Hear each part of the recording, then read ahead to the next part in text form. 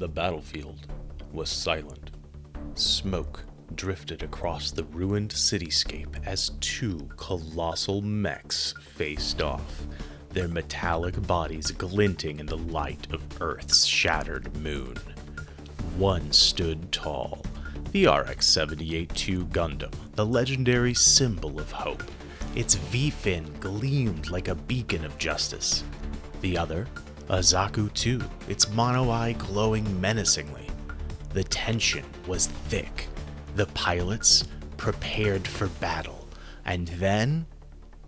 snap! The Gundam's arm fell off. The pilot barely had time to react before the head popped off the ball joint, tumbling to the ground. Oh no. The Zaku pilot blinked. Did your mech just fall apart? The Gundam staggered, struggling to lift its beam rifle. The trigger snapped off, bouncing uselessly onto the pavement. The pilot panicked, desperately trying to keep his machine together. Give me a second, he muttered, pressing buttons furiously. The Zaku cautiously took a step forward. Crack! Its ankle joint gave out, and the entire mech collapsed onto its side, pieces scattering across the battlefield like a dropped model kit. A long, awkward silence followed. The pilots sat in their cockpits, staring at their now disassembled mechs. This is a disaster. With Gundam and mobile suits now being built like Gunpla, warfare changed forever. Limbs were constantly falling off during high-speed maneuvers.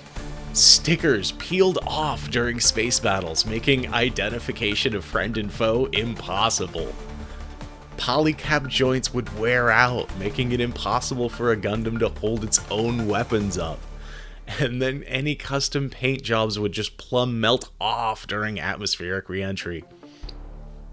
The Zeon engineers scrambled for solutions, reinforcing their Zakus with excessive top coating, only to find their armor chipping off in battle. Meanwhile, the Earth Federation developed a new, real-grade Gundam series, promising better articulation and sturdier builds. But in the heat of battle, the inner frames exploded under pressure, sending pilots spiraling into existential despair. No one could keep their mobile suits intact. And so, the Great War became a war of maintenance. Soon, pilots realized that actual combat was impossible. Instead of fighting, they began to carefully pose their mechs on the battlefield, trying to make them at least look cool before they inevitably broke apart. Battles turned instead into Gunpla building contests. Captain, the enemy has deployed a master-grade Sinanju Verka! Oh, damn, that's gonna take hours to assemble. Meanwhile, top engineers were assigned to seam removal duty instead of military strategy. Government funding shifted towards panel lining research.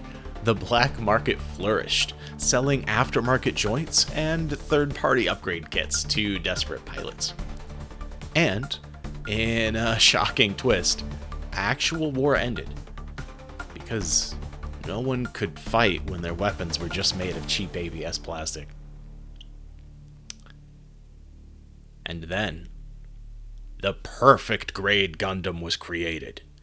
Towering over the battlefield at 1/60th scale, its solid inner frame made it the most durable weapon ever designed. The Federation thought they had finally won the war. But then Zeon unleashed the ultimate nightmare. A third-party Chinese bootleg of the perfect grade Sazabi. It was twice the size at half the price. And in the final climactic battle, the Federation's Gundam exploded into 1,000 pieces, while the bootleg Sazabi stood strong until its arms sagged over with its loose joints. The war was over, and the world finally realized the truth. Gunpla truly was freedom.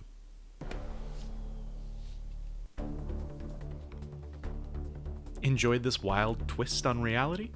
What happens next? Should this story continue? Or do you have another crazy what-if scenario in mind? Comment below with your ideas, smash that like button if you want more, and subscribe and turn on notifications while you're at it so you never miss a new reality shift. This has been Canon Chaos.